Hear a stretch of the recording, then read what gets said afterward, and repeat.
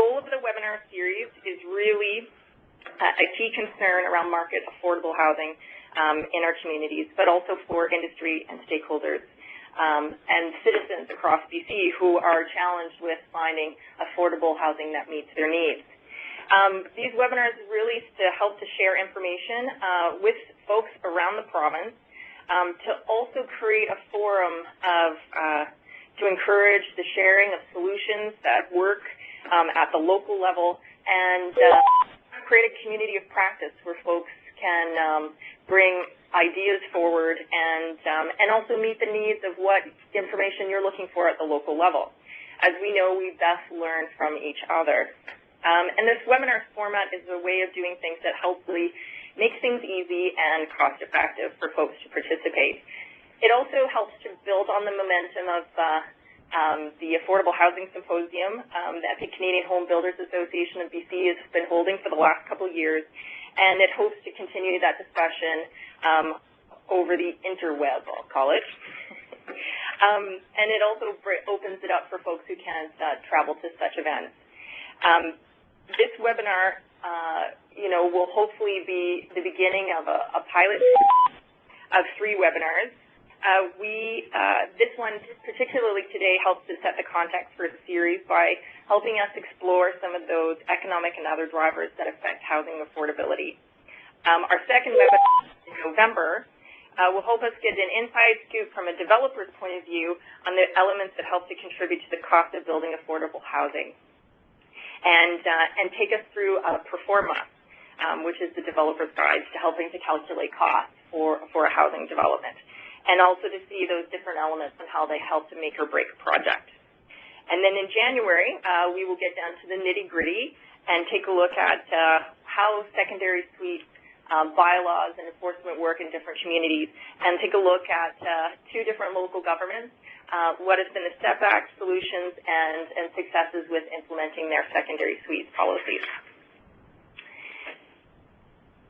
So I will move forward and get us into the real meat of this webinar today with helping to introduce some of our presenters, which I'm sure a lot of people already know and don't really require much introduction. So first off, I'd like to introduce our first speaker, Cameron Muir. Cameron is a well-known economist and housing market expert. He joined the BC Real Estate Association as the chief economist in 2006. Since that time, he's built the economics department from the ground up, providing objective analysis, research, and regular forecasts of the economy, market housing, and mortgage rates. He's also used to work at the Canadian Mortgage and Housing Corporation for 10 years. He's also a member of the Canadian Association of Business Economists and the Association of Professional Economists of BC. He's also an appointee to the provincial government's Economic Forecast Council. And so without further ado, I'll pass it over to Cameron. Good afternoon. My pleasure to take part here today. I've got about 15 minutes to briefly go through some things that I tend to look at with affordability. It's pretty hard to have this a treatise on affordability when we have such limited time. I am trying to figure out how to draw my slide up. There we are. First slide. There we are. So I got to cover 5 points here briefly, I think, that I kind of see from my kind of 30,000 feet up in the air here. And first thing is that affordability or increased affordability via rapid home price depreciation is not very likely. I'm going to talk a little bit about that. General affordability measures also can be quite problematic because we see a lot of high-level ratios which really don't tell a picture of what's actually going on in the marketplace. A third thing is I want to look at timing demand and supply. And with housing, it's extremely difficult simply because of the ability of builders and developers who are, particularly in the large metro areas, to satiate demand in a short period of time.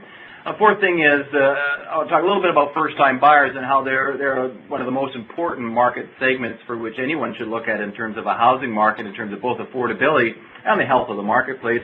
And finally, thank you for the poll that land came out as an important element, because my last component is, land component of housing construction is the one thing that we can shift around a little bit, but there are some dangers around that.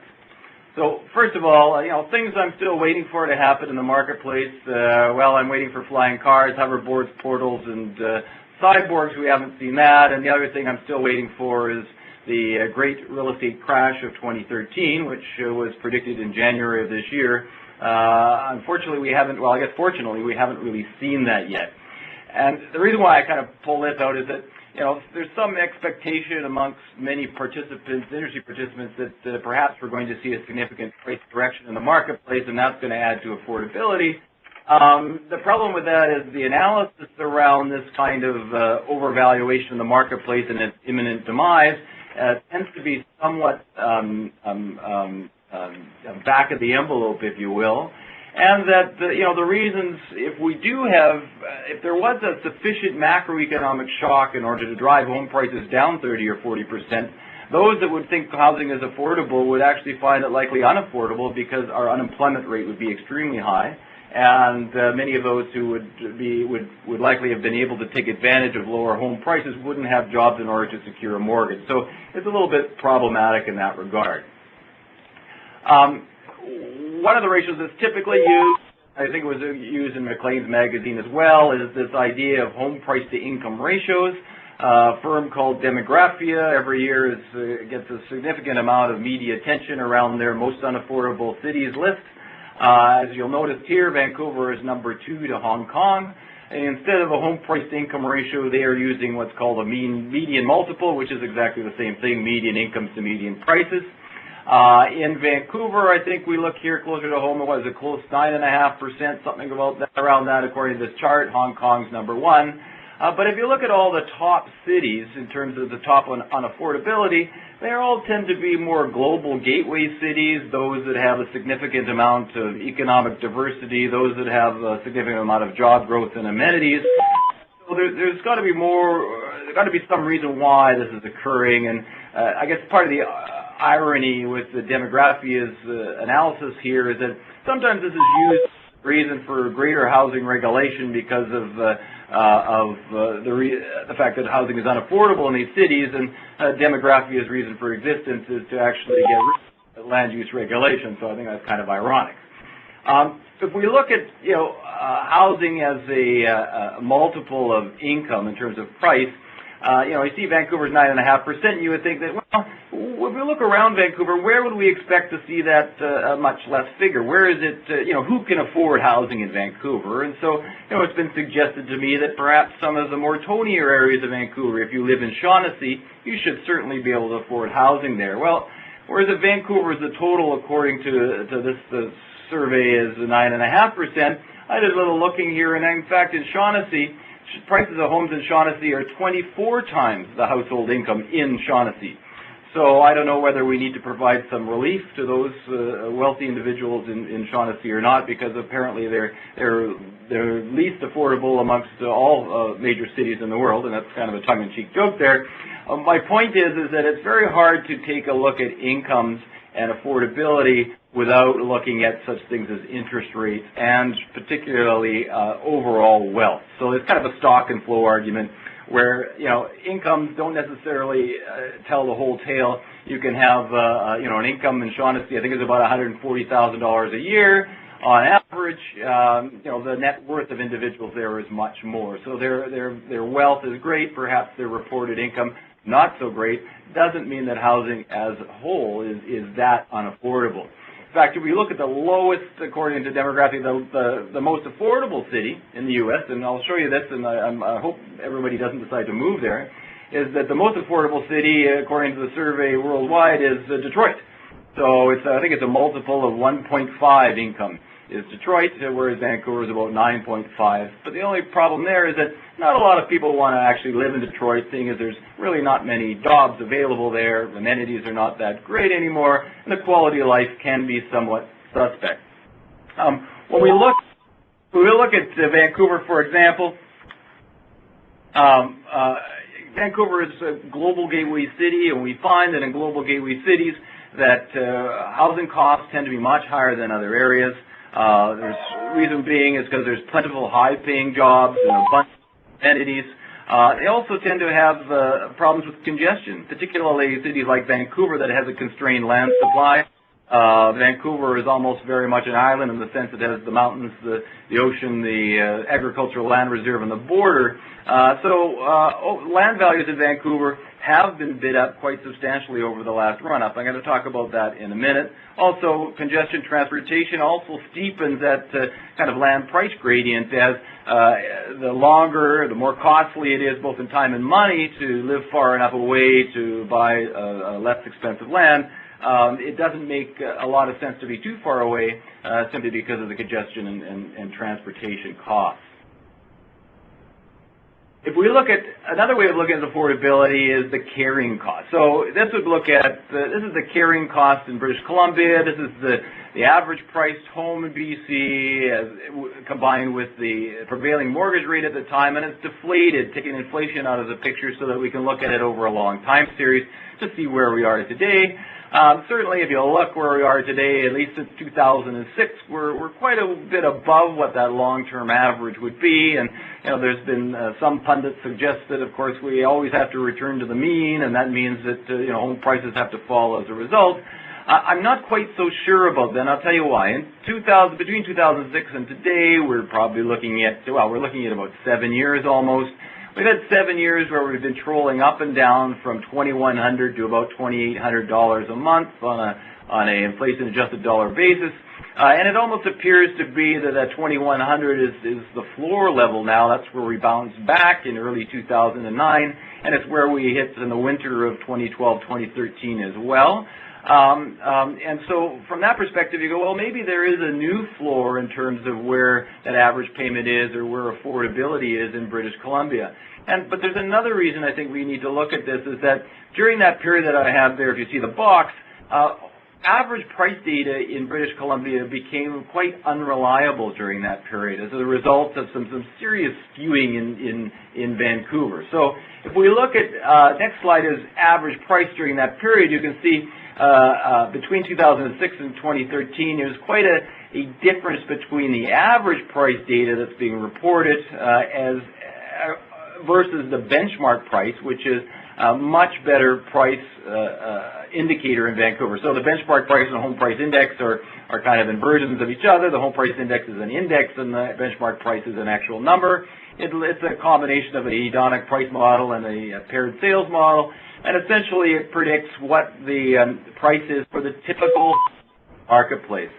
So during that period of time, we did not see, in terms of the benchmark price, that significant run-up, and that's why I would argue, as Vancouver certainly heavily weights the province, that if we go back to this box here, that's been kind of skewed substantially by pricing, average price data as a result of compositional effects in Vancouver. So it's actually not as high in terms of the carrying cost historically as it may appear.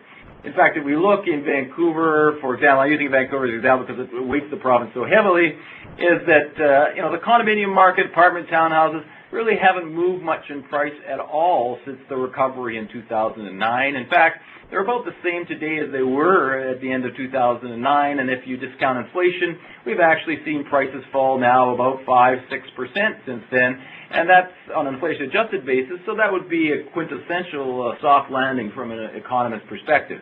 On the detached side, however, we have seen some significant inflation in prices on that market, on that segment of the market. And part of that, I think, over the long term, we know that since 80% of housing starts are multi-units, that single detached units in Vancouver are going to be a smaller and smaller proportion of the housing stock, which over time will garner an increasing premium. On the property ladder effect, and this is what I really look at in any market, is first-time buyer affordability. That's the most critical thing. For the baby boomers, the pig and the python working themselves into retirement now, for them it is not as much of an issue because the home price of their next home is really the incremental value of the difference between all that equity they've amassed over the last 30 years and the new home price. Whereas a first-time buyer, of course, only has a limited down payment. And so we need to be able to have enough of the market price so that first-time buyers can afford to get in there. Now, you could also look at this in some markets of the province that have a lot of interprovincial migrants or perhaps retirement markets that we need to be cognizant of values there vis-a-vis values from source provinces. But overall, in the large urban areas, first-time affordability is critical. Through the Real Estate Board of Greater Vancouver, about 30 to 33% of home sales in any given month are to first-time buyers. So a very important component. And I would argue that if we look at the pricing data, irrespective of what average prices say, and they're the highest in the country, and they get skewed by very expensive markets on the west side in West Vancouver, that first-time buyers can buy an apartment condominium in Vancouver, in Greater Vancouver, or Metro Vancouver, for $250,000 to $300,000 all day long. And that would suggest their income would only have to be about $15 to $18 an hour for a couple to be able to afford to get into those homes at today's interest rates at about a 10% down rate. So first-time buyers can get into the marketplace. It's just that when we look at the housing stock today, is that it's increasingly diversified from what we saw 30 or 40 years ago. 30 or 40 years ago, your first home was a bungalow, second home was a two-story home, and your third home was, the executive home was a two-story home with a pool. Today, you start off with a bachelor apartment or one-bedroom apartment and work your way up to perhaps a two-bedroom apartment, to perhaps a townhouse, to perhaps a duplex, to a small lot single attached house, to a bungalow, et cetera, et cetera. And so the diversity of product has really made it, housing attainable for many first-time buyers, and that's one of the reasons why we've seen that segment of the market continue to be relatively buoyant. The other issue in affordability is actually, I just want to step back and say, when we look at affordability on the first-time buyer side, during the financial crisis recession, first-time buyers just vanished. Why? Because they had a small amount of down payment from the market, and they didn't want to see that evaporate. And if it's a deflationary spiral, why don't we just wait and buy a home at 50 cents on the dollar later? What that did is gum up the entire marketplace. Those who had their homes for sale couldn't sell those who would go up for their move-up buying, and so they're very, very important to any housing market. The other thing is timing. Timing is everything in any kind of market, and in real estate, it's a very critical issue. And one of the problems is that it's very difficult to match supply with demand, at least when we see large shifts in demand and supply. It typically takes, in a large urban area, 2 to 3 years from conception to completion for a large major project, and so that offers irregularities or abnormalities in the market operating. For example, if we look back in the year 2000, we had the lowest number of housing starts since 1962, and the following year, which would be completions, the fewest completions since 62, in 2001. You have to remember, in 1962, we had half the population that we do today in Vancouver. So home building was dried up to a significant degree during that time. In the late 90s, the economy was in the doldrums. We had tens of thousands of people leaving the province in search of jobs. And we also had this little thing on the coast called the leaky condo crisis. So what happened was housing was literally underconsumed. People didn't want to get into the marketplace, and a significant amount of pent-up demand welled up. So what happened is when we look at the demand side, here's residential sales just through BC. The curve in Vancouver probably look the same, or very similar, is that once we hit 2000, 2001, we saw an increase in overall demand during that cycle. What happened was first-time buyers and investors were first out of the chute. They didn't have homes to trade into the marketplace, so they drew down a lot of inventories. By the time builders and developers had the signal and actually had product complete on the ground to move in, it was a few years later, and there was a lot of catch-up being played during that period of time. As a result, strong demand, not enough supply in the market, prices get bid up, and that's really a function of real estate markets. It's a typical kind of lift and plateau effect in which prices rise in times of imbalance between supply and demand, and then they plateau or edge lower during times of relative balance. What we see so far, of course, during this current cycle is that 2012, we saw a lot of erosion in terms of overall demand as a result of tighter credit regulations, some trepidation amongst consumers, and this year we've seen a significant rebound in terms of overall consumer demand, coming back to what we would call long-term averages. Cost of housing is component, very important. Unfortunately, to change the prices of homes, to reduce prices of homes, you really can't task home builders and developers to go out and build so many units out there that prices are going to fall and they're going to go bankrupt. So at best we can do is try and perhaps better facilitate projects to get through the stream much faster at times when markets are undersupplied. Soft costs can have an impact, certainly has an impact on overall development costs, particularly when we look at length of time and arbitrary kind of approval processes, but also through taxation. If we look on the taxation side, I think the Home Builders Association did some work at a home that you paid, a new home you paid $567,000 worth for, it was about $108,000 in taxes, fees, and levies and other embedded charges imposed by all three levels of government. So that's certainly a impediment to affordability there. And finally, the land value. Whoop, we didn't get the land costs. Where do we go here? Sorry, I have another little graphic on there. Didn't show up. My point here is that the residual value is what tends to be played with now. It's one of the reasons why municipalities around North America, or cities around North America, are looking, rather than just flat-out rezoning areas, is they have a negotiation with builders and developers in terms of bonus densities, upzoning, in order for the city or the jurisdiction to take part in some way in the list of property values. And that certainly has gone on strong in the city of Vancouver, and has in some instances gone a little too far, perhaps on the other side of the equation. We just have to look back at Concord Pacific, who had an appeal to assessment appeals board that essentially the negotiation on that land with the city of Vancouver resulted in the improvements that needed to be made, resulted in a residual value of zero. So that really doesn't help a city or municipality, in particularly around the property tax front. If I can get the next slide.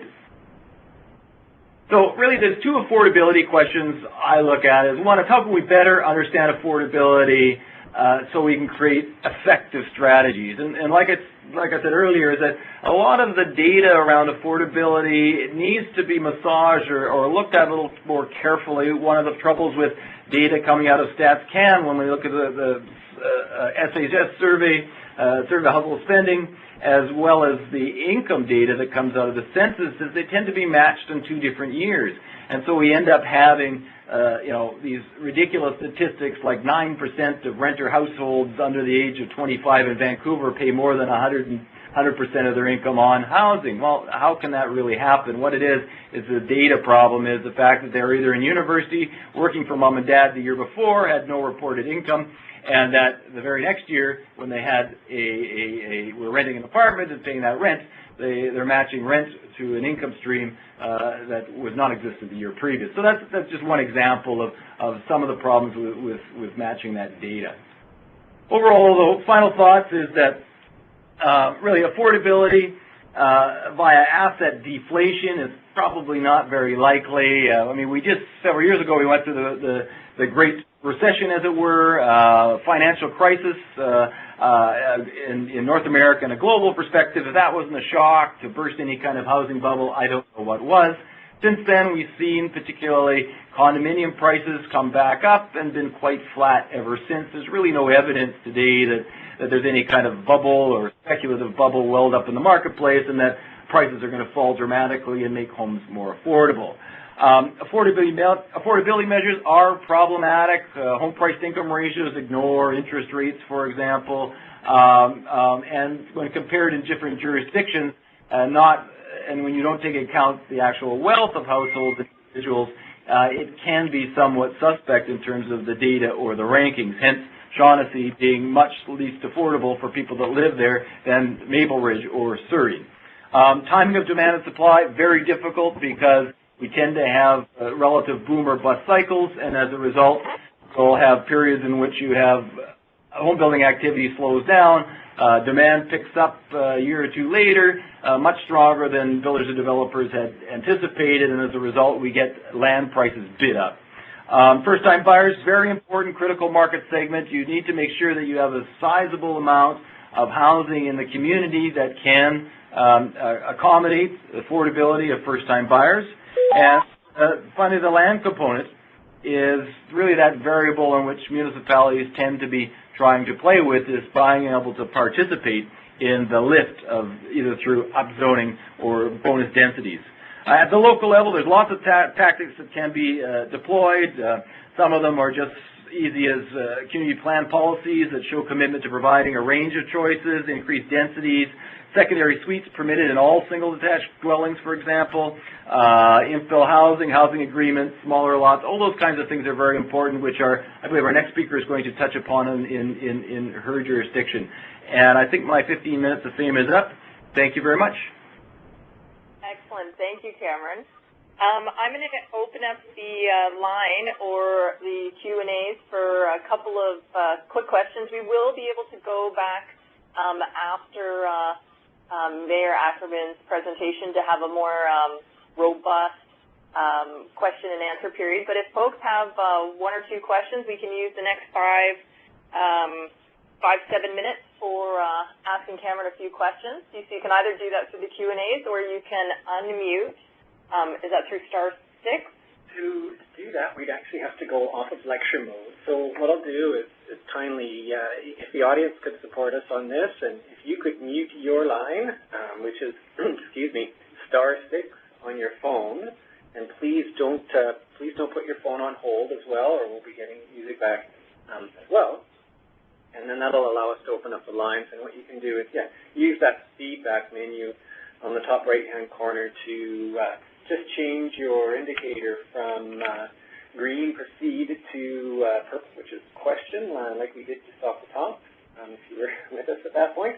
So I'm going to try and go off lecture mode right now, and we'll see how that works, and hopefully we can take some questions that way. Or again, just as Ginny noted, please use that Q&A box right at the top of your screen, just above my indicator here, and you can type in your questions there, and they'll queue up, and you can take them. So, just a moment, I'm going off lecture. The conference is no longer in lecture mode. We seem to have a ringing phone line. Does anybody here that have a question that they'd like to pass to Cameron before we move on to the next presentation? Sure, we're not causing that. Hopefully everybody on here. If everyone could mute their line again, *6. I should do that. I'm not sure why we have a ringing. That's something new. Okay. All right. So maybe we'll just encourage people to use the Q&As at this point, and I'm going to go back to lecture. The conference is in lecture mode. Should we give it just a few more seconds, 30 seconds or something, to see if any questions come through the Q&A? Give you a chance to type. And if not, we'll start with the next presentation, and then we'll have some time at the end for more discussion. Okay. All right. So we'll move on. So thank you, Cameron, and we'll have some more time for questions near the end, that we'll be able to pull all the pieces together. So I'd like to introduce our next speaker, who's all too familiar with what the economic drivers are doing to housing in her community. I'd like to welcome Her Worship Mayor Lori Ackerman of the City of Fort St. John as our second speaker. Mayor Ackerman has lived in the Peace region for 31 years, from 1980 to 1988 in Dawson Creek, and then moved to Fort St. John. She was elected mayor in November of 2011. Prior to this, she has served as a councillor for the City of Fort St. John since 2005. Lori has represented the city as the director with the Peace River Regional District since 2006 and the Northern Development Initiative Trust since 2008. Since becoming mayor, Lori has been appointed to the province's local government RCMP Contract Management Committee and a member of the steering committee for the BC Mayor's Caucus. Her volunteer work, just to name a few, includes Emergency Social Services, Scouts Canada, serving as a founding member of the United Way Cabinet in Fort St. John, and chairing the community's Homeless Shelter Committee.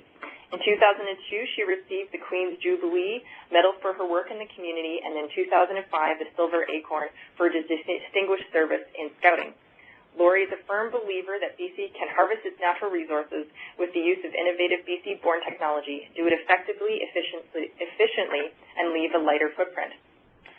Laurie was also a speaker at the 2013 Canadian Home Builder Association BC Housing Affordability Symposium in Richmond, and we're delighted that she could join us for our first webinar. So thank you, Mayor Ackerman, and I'll take it away. Thank you. I'm hoping that you can see me because I've kind of lost the video at this end. However, it's a pleasure. Pardon me? We can see you. Oh, perfect. It's a pleasure to be able to have this opportunity to share with you some of the initiatives that BC's Energy Capital has put forward. So just the highlights for the presentation today. And how it's not moving. Sorry. Hi, Laurie. It's Darby here. Are you able to use those arrows just above your start button in the bottom left-hand corner to move the slides? Well, let's give this a whirl. There we go. Okay, so I'll give you some community information. I'll show you what we've done in our official community plan, Affordable Housing Committee, as well as Site C, and I would be remiss if I did not speak about LNG. We know it as LNG. Some others may know it as liquefied natural gas. So moving on, as I mentioned, Fort St. John is BC's energy capital. We have the two dams on the Peace River already. We have the proposed Site C on our doorstep, 7 kilometers from my downtown. And, of course, the energy industry is here. We are the second largest community north of Kamloops, with only Prince George being the first one. We are one of 4 cities north of the 56th parallel in Canada, the other 3 being Yellowknife, Whitehorse, and Fort McMurray. So we do have Northern Community Development Guidelines.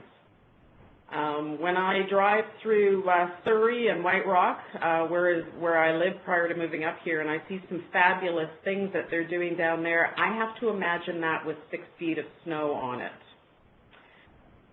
We are in Canada's most northern agricultural area. We do have a very strong forestry industry, and we have some oil here, but predominantly is natural gas, which we hear a lot about.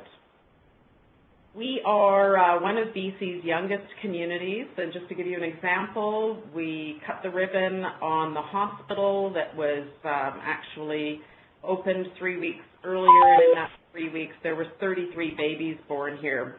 We have young families, a lot of young families here, and the fastest growing demographic is seniors. So when we plan for wheels and more wheels. So in our official community plan, I think I might have missed a slide. There we go. Let's talk about affordability from Fort St. John's perspective. First of all, if you take a look at what the average wage is in Fort St. John, a couples only, the average family income is $106,000 per year, and couples with families, $123,000 per year. Lone parent families is over $61,000 per year. So affordability means some slightly different things here than perhaps in other areas of British Columbia.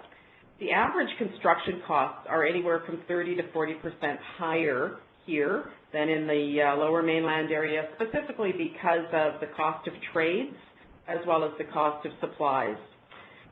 When we look at affordability, we also look at operational costs. Because when you're living in a community that experiences 40 below, your heating bills can be a little higher, and so we do have to consider when we've got people who are needing affordable housing, they probably could use affordable operational costs as well. Fort St. John, the city of Fort St. John, is going to be cutting the ribbon on North America's most northern passive house in just a few months from now. And if you haven't heard of a passive house, this really refers to a rigorous voluntary standard for energy efficiency in a building and reducing its ecological footprint. So it results in ultra-low energy buildings that really require very little energy for heating or cooling. And in my research, I have only found one bungalow that is further north than what we have, and that is in Scotland. So now we get into our official community plan. So first of all, our official community plan is very robust. I would welcome anyone to take a look at it. I think I've given a link to the facilitators here for this. Our official community plan has 4 guiding principles, and they are listed there. Sorry, I meant to hit the button here while I've got my OCP open in front of me. So the 4 guiding principles are there in front of you: economic prosperity, environmental sustainability, social inclusion, and cultural vitality. Our intention is to build a community that meets the needs of current generation without diminishing the ability of future generations to meet their own needs.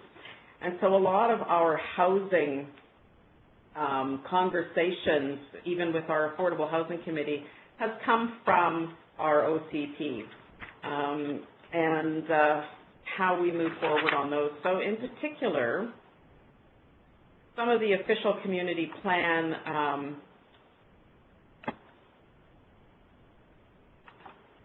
there we go.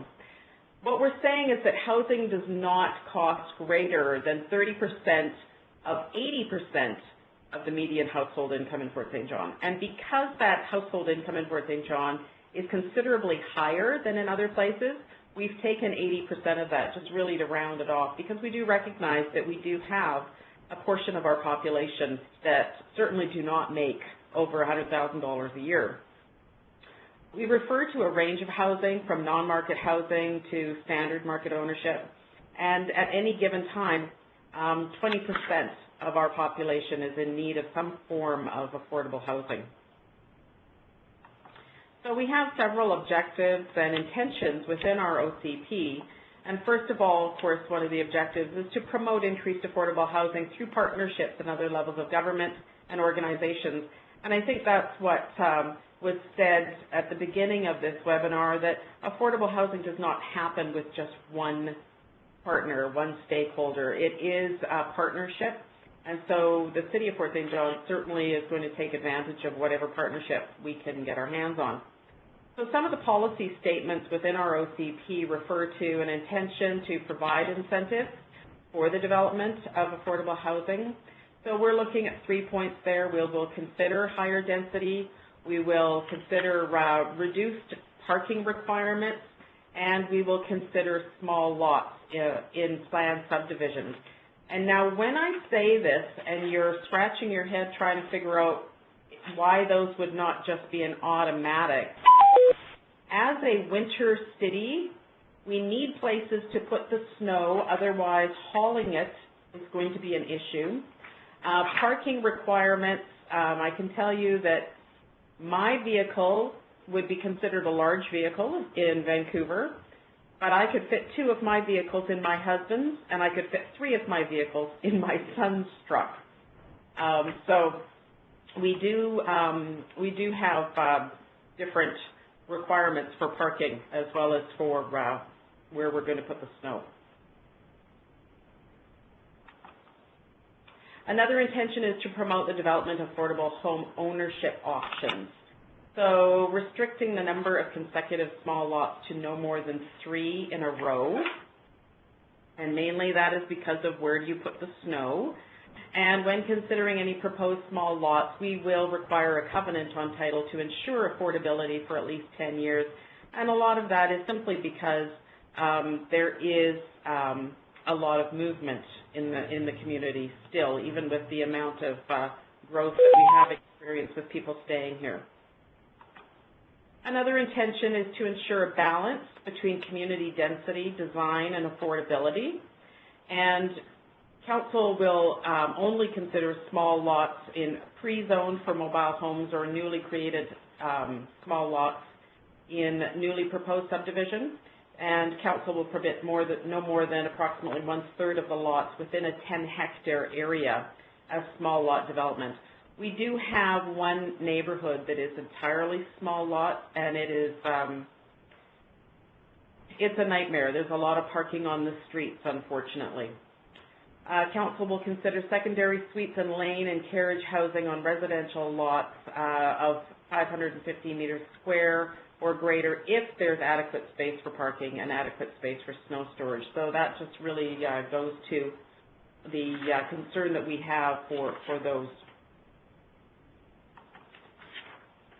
We pulled together an affordable housing committee that I chair. Very pleased to have the opportunity to chair that committee. The membership of that committee is extremely diverse. The purpose of the committee is to aid in the development and delivery of community-based approach to affordable housing and the associated services within the city. We will encourage affordable housing development within the city with developers and other housing providers in order to increase the affordable housing stock in the city. The Affordable Housing Committee will provide advice and recommendation on issues and policies pertaining to citywide affordable housing on behalf of the community at large. And they'll also review affordable housing proposals and provide recommendations to staff and council. And that has already happened. We were very fortunate that a developer came in and was seeking some higher density, and we were successful in achieving that rezoning with the aid of our Affordable Housing Committee, because quite often councils will face a lot of backlash when there is going to be a higher density proposed. And if you've got a committee of well-respected people from the community who very clearly indicate the benefit of this, it really does help the council move forward on some of these things. So the Affordable Housing Committee by themselves created 7 options for the council to consider, and I'm pleased to say that council did review those in February of this year, and they were all agreed upon, and so I'll just zip through those here. The first recommendation is prioritization developed based on current need in the community and the city's ability to assist. And so we looked at low-cost market as being the first priority, simply because there was a lot of people moving here, and if we did have some lower-cost market housing, that would move them through the continuum of housing out of some of the rental stock that we have presently, and thereby freeing up some of that rental stock for those who were just moving to Fort St. John or unable to get a down payment.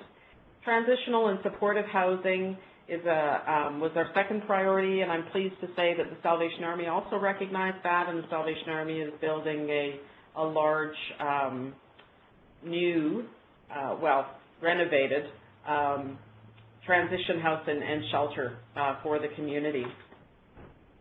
The low-cost market ownership really is, it just makes things more affordable, and it assists young families to find their home base. I was just down in Victoria the other day, and on the plane on the way down, it was a young mom going to Seychelles to visit her parents while her husband renovated their bathroom.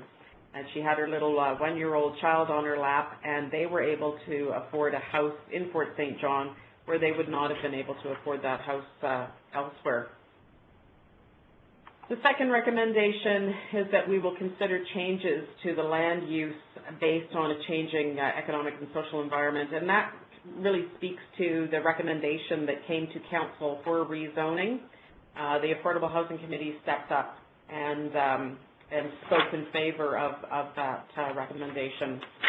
The third recommendation really speaks to what needs to go into the decision for the ability to accommodate future housing needs.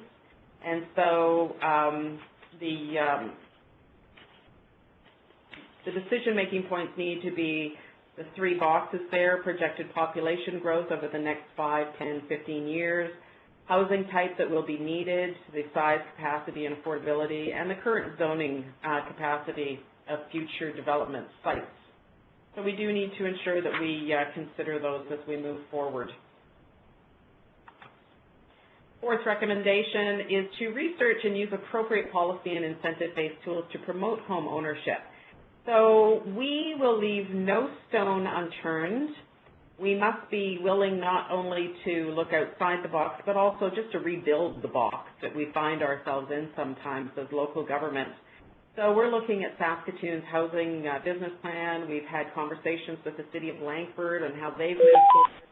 And the Northern Development Initiative Trust also has initiatives that, as a municipality, as a local government, we can look at for tools to provide affordable housing. The 5th recommendation is really to complete an inventory of vacant land and its potential for residential occupancy. Presently, you can see the different types of housing that we have, what our current stock is, and what the targets are within our official community plan. So how do we move from 83% semi-detached homes currently to OCP target of 50%? I think we can do it. We are actually headed that direction. How long that will take us, who knows? The 6th recommendation is to advocate that potential temporary work camps developed for Site C be built in a similar fashion to the Olympic Village in order to be repurposed after the project use right across the province.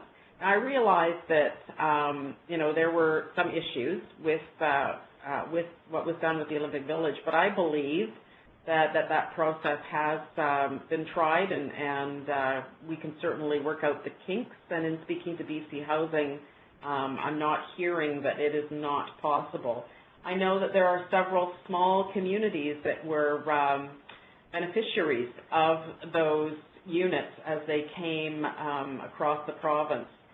So we have not only Site C, but we just heard yesterday from Trans-Canada Pipeline that they would be putting in several camps in because they're building 2 pipelines, or they're proposing 2 pipelines, and we need to ensure that we make the best use of the resources and the opportunities that are in front of us right now with those resource projects moving forward. The 7th recommendation is to adhere to the accessibility requirements for housing set forth in the OCP.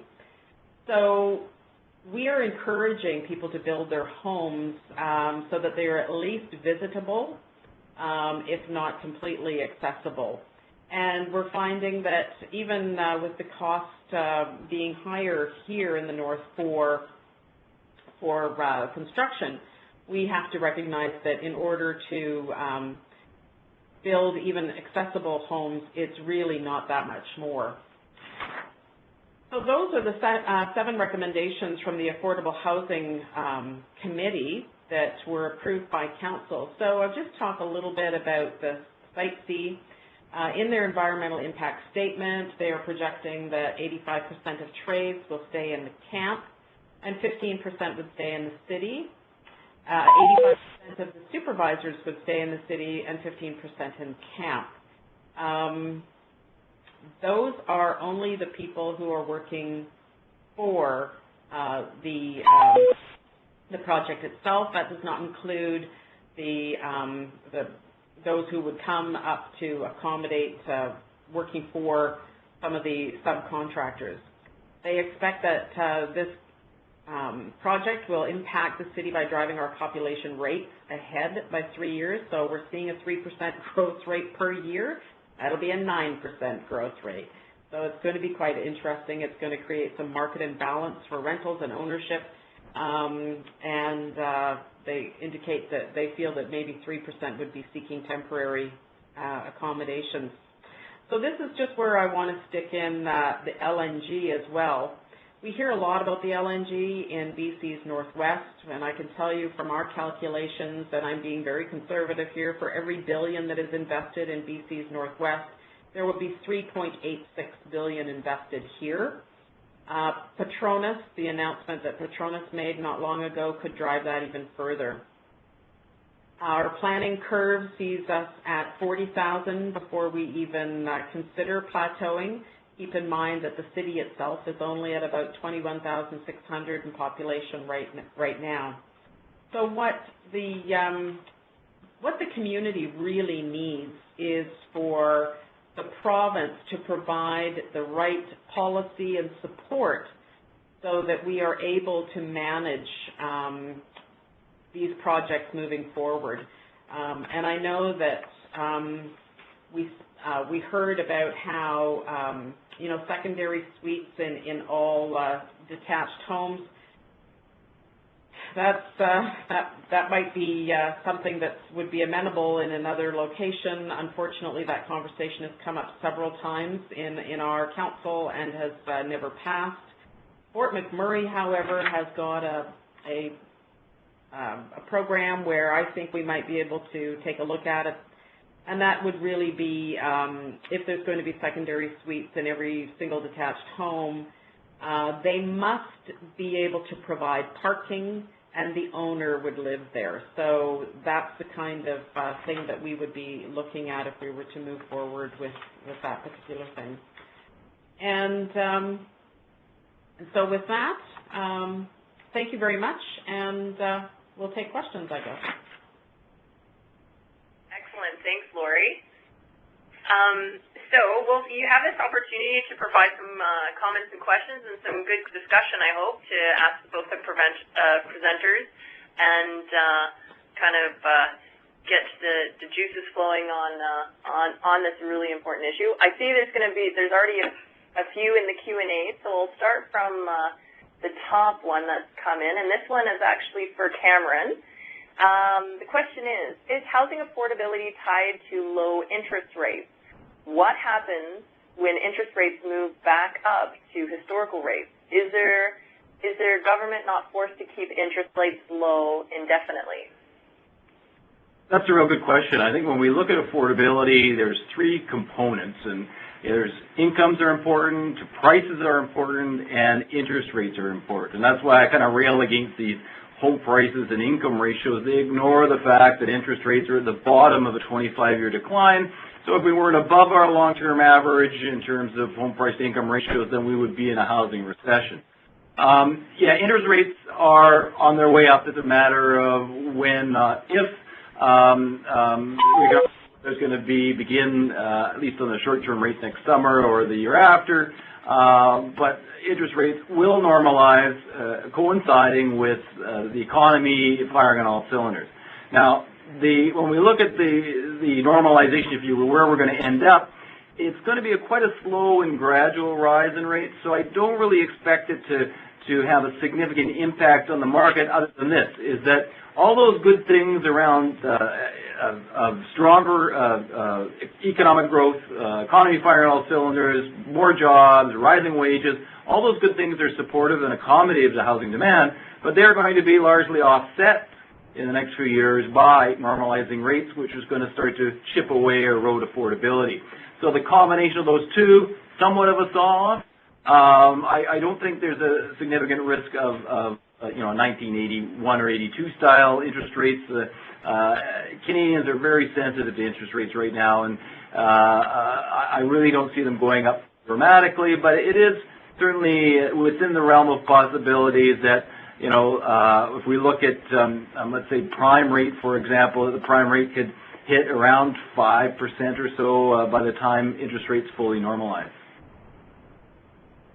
Excellent. Thanks, Cameron, and that's from Remy. Our next question is actually for Mayor Ackerman, and this is from David. How does Fort St. John define a small lot? Very good question. We have, I know that our planner uses metric, and I'm not good at metric, so I'm thinking it's, if this helps, 38 units per hectare. And so the regular lots are more like 20 units per hectare.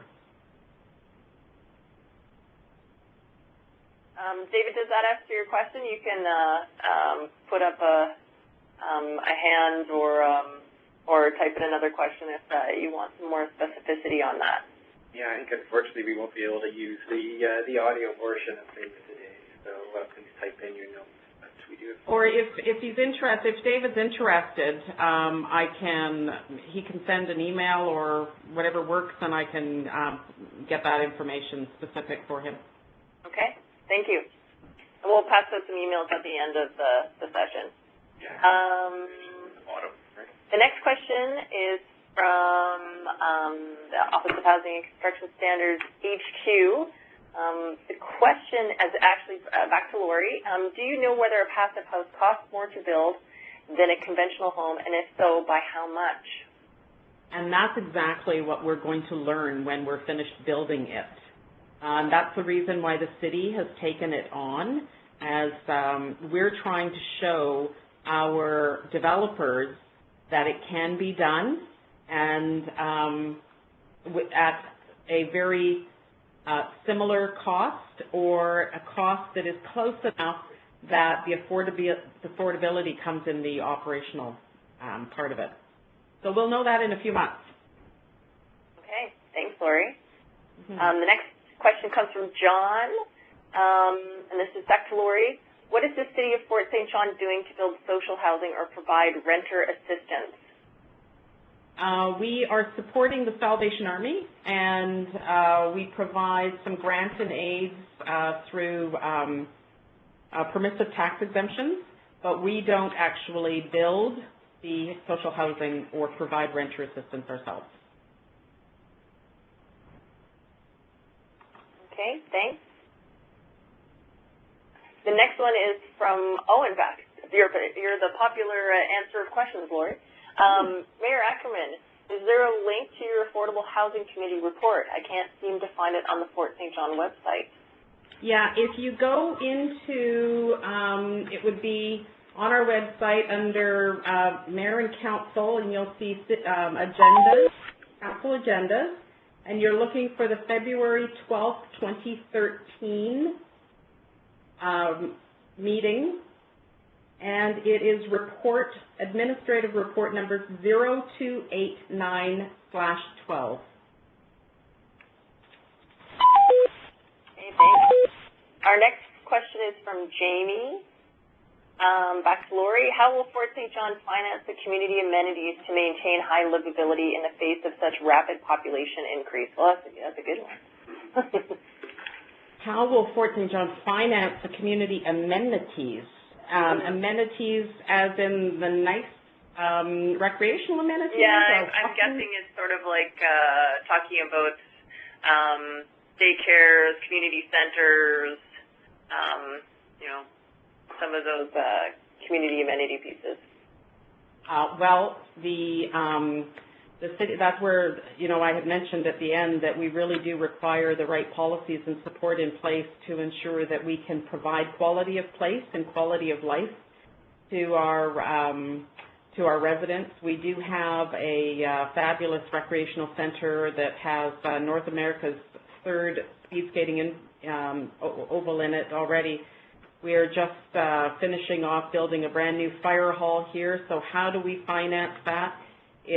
We have a fair share agreement that we benefit from, and other than that, we have development cost charges in place to ensure that the most important amenity, that being water and sewer, is looked after.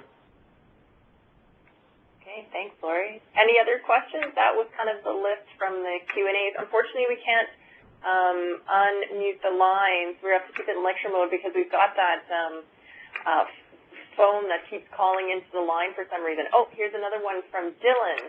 For Lori, what has your experience been in terms of working in partnership with the natural gas industry and BC Hydro in planning for and developing workforce housing? Well, so our number one issue facing us, of course, is Site C. And rather than taking a position on the Make the Lake Committee or the Dam Society, we decided that Noah wasn't in favor of the flood, but he built an ark. So the community had to be proactive and promote our community and protect the assets that we had. So we just pulled together a very in-depth conversation piece with the community, and it's called Let's Site C, and you'll find that on our website as well. We've just won 3 national awards and an international award for finding out what our residents felt about how their life would be impacted by these proposals moving forward. I can tell you that the natural gas industry has thanked us for providing that for them. It's what we're saying to them is we don't expect them to build us a fabulous community. We already have a fabulous community. Just don't knock us off our compass bearing that we have established in our official community plan. We did all of this because of BC Hydro. We've been thanked by the natural gas industry, and Hydro has said nothing. Does that help? I think that nails it. Mm-hmm. Open to some other questions. I actually have one or two that to both you, Lori, and to Cam, and they're both demographic change issues. There's a lot of speculation of what the baby boomer generation will do once they retire. What do you think the impact will be on the availability and price of single detached homes once they sell and onto homes that they might downsize to? Where do you think there will be sort of the greatest impacts in the province, and how might that affect housing prices? Maybe Cam, I'll pass it on to you first. Sure. Being a baby boomer, I can't afford to retire, so now when we look at that kind of thesis was originally put out there by David Foote. Remember the book Boom, Bust, and Echo?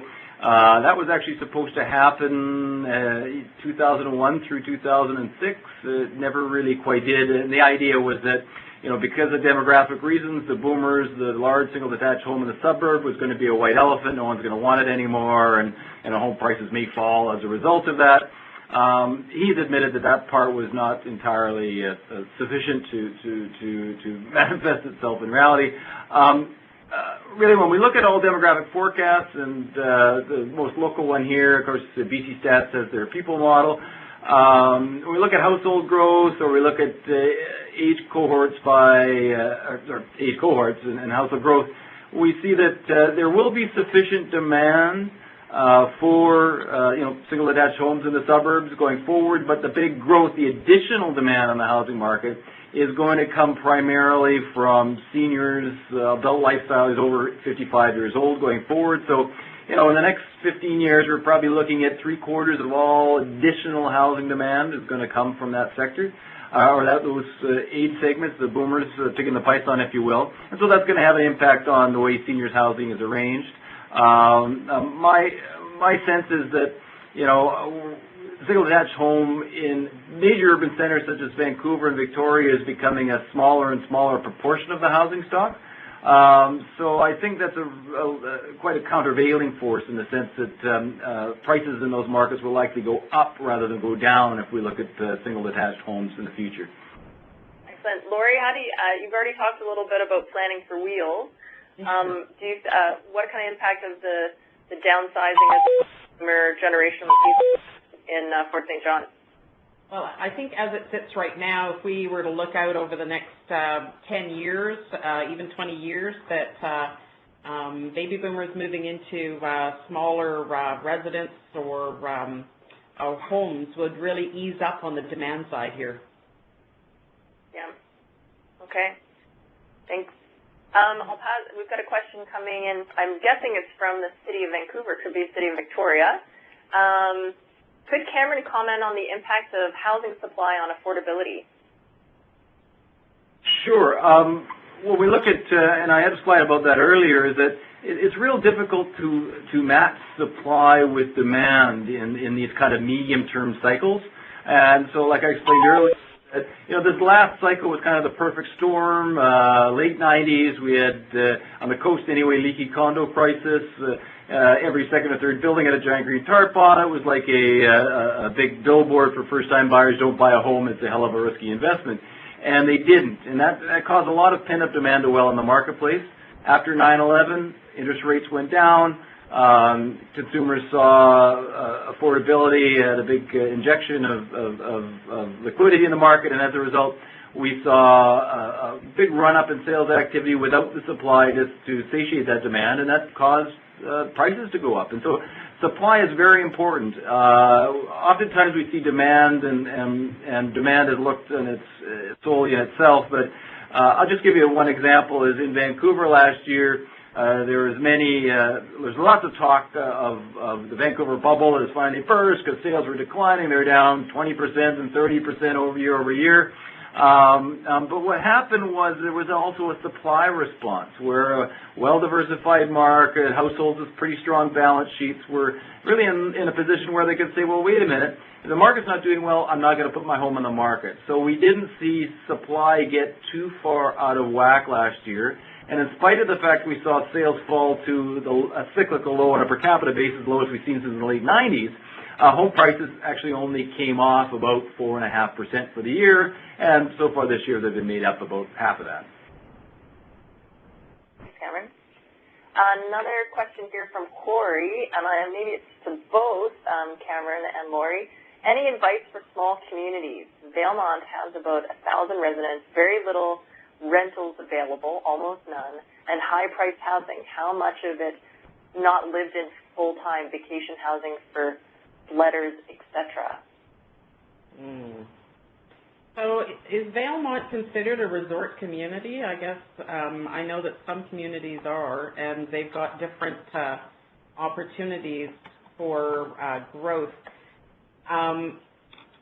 Besides all of that, it's really about, just as you would with a business retention and expansion program for your community, if you're trying to bring in,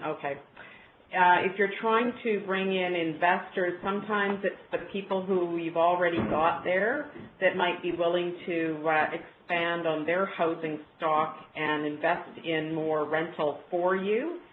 As far as I can tell you, as far as the high-priced housing, people who live in that high-priced housing actually quite like the equity that shows up. And really, some people are just not interested in what they would refer to as flooding the market with more housing to decrease the value of their house. So you walk a fine line there, but if you know your community and you have a strategy for inviting investors in, then sometimes it is going to take the community to invest in itself and go out and meet with those investors and promote your community. Yeah, I'd just like to add that with small communities in BC, you've got to be careful about, or at least be cognizant of population growth. And we have areas, a lot of areas have, even in the north is doing actually so well in this post-recession period. Many communities have pretty flat population trajectories. So, adding additional units to the marketplace may not be the appropriate thing to do, at least in terms of attracting people there, because basically you have to have demand before that supply is added to the marketplace. So I guess some careful consideration about is there sufficient demand for this rental housing? We can zone for it or provide incentives for it, but people actually have to want to live there. This is the other part to my question, which is around demographics. I touched on the baby boomer segment, but also looking at this Gen Y or young people, which is now kind of being termed, they're sort of the renter generation. So we hear a lot of young people have difficulty finding solid jobs after university or college, and about this boomerang generation of folks who move out of their parents' homes and have to move back in for financial reasons. How do we see, and I'll pass it to you, Cameron, first, how do you see that affecting the housing market over the long run? I think that there's a number of strategies are deployed. Number one, I think that young buyers or first-time buyers are ever increasingly older. I mean, I hate to say my generation, where, you know, we bought our homes typically in our 20s. Now it kind of gets pushed out to the 30s. Some of that is because education is much longer. We have a longer period in universities or technical schools, for example, in which they're not ready, willing, and able to buy a home. But I do think that one thing I've certainly noticed about the younger generations is, if we want to call it the echo generation, or even earlier or later, is that they really want to be located close to urban areas and amenities, and are certainly less likely to want that single attached home with all the maintenance involved with mowing the lawns and cleaning the gutters. To them, proximity seems to be very important, and I think that bodes well with sustainable housing initiatives or density initiatives, walkable communities, all those kinds of things that are dovetailing together in urban areas throughout North America. Laura, you talked about, you're a young city. Do you think that will have ramifications to the young population in your housing market? No, we had the Affordable Housing Committee had some mortgage advisors come in and speak to us about affordability, and they indicated to us that if you are gainfully employed here in Fort St. John and you can't afford a house, it's because you've perhaps made some bad credit choices earlier in life. I can tell you that my youngest child, she's now 27, has been in her own home since she was 24. And not that I'm complaining, but her house is way nicer than mine, but she's got more to clean.